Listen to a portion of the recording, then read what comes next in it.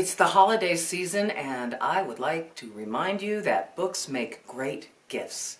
Hello and welcome back to my writing journey. I'm Byerrum, and I share with you something every week about my writing journey. And because the holidays are here, and the best type of gifts for me to receive and give are books, that's what I'm going to talk about today.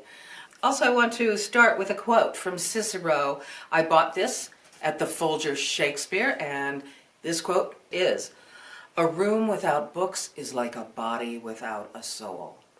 Absolutely true. So I hope your rooms are full of books and your trees or whatever are surrounded by books to give others. When I was a child, I never got a book for a gift. Never. Not once. I may have asked for them. I never got them. But I learned early on never to ask for anything I wanted. Because if I did, it was a guarantee that I would never get it. I don't know if the psychology was, well, if we give you what you want, it's not going to be a surprise. But it worked like a charm. I just never asked for anything because I knew I was bound to be disappointed. So I didn't want that setup. Anyway, I think books make great presents. Like mine. You can give my adult books. This is my thriller, Firefly. This is a middle grade mystery for children that I wrote, inspired by the first dead body I ever saw. And of course I have a children's picture book, Sherlocktopus Holmes, 8 Arms of the Law. Any book to a child, especially children. Books fill their lives with imagination and interest and adventure. And if they don't have that, what are you going to do? Just give them video games? A book is different. A book is special. And let me just caution you, do not disappoint a child. My brother and I and my mother and my aunt and 3 sisters traveled to South Dakota in the summers. We drove 700, they drove 750 miles, and we liked to read while they drove, my aunt and my mom. But my aunt one summer said, don't worry about getting comic books, because that was our fallback then, is just buy a big stack of comic books and share them. She said, I've got books for you.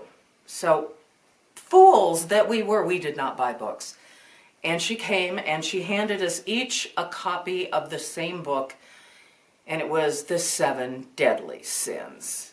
This was not a fun mystery story or, a cracking tale of suspense or romance. No. This was some illustrations of angels and the 7 deadly sins. I was outraged. We were both mad because, first of all, we read it in about 10 minutes, and we had no books for 750 miles of cornfields and hay. And so please, if you're giving a book to a child, give them something they'll enjoy. Do not give them a treatise on the 7 deadly sins. I think it could have been more by the time that trip was over. Also, I have to say that when we got to my grandmother's house, she didn't have a lot of books either. But she did have one I loved and I went back to over and over again. Can you guess? It was The Illustrated Lives of the Saints.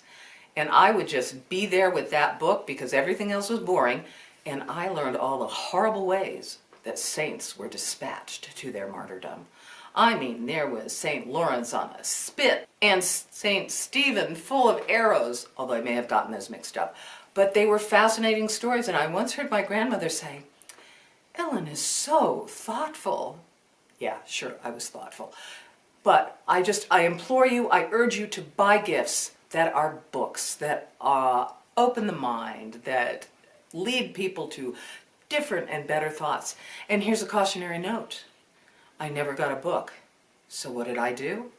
I grew up to become a writer, so I could tell everybody how I never got books. I hope that's revenge enough. Those are my thoughts for this week. Have a wonderful holiday, whether it's Christmas, whether it's Hanukkah, whatever you celebrate it with love and joy and books. And I'll see you next week. Bye.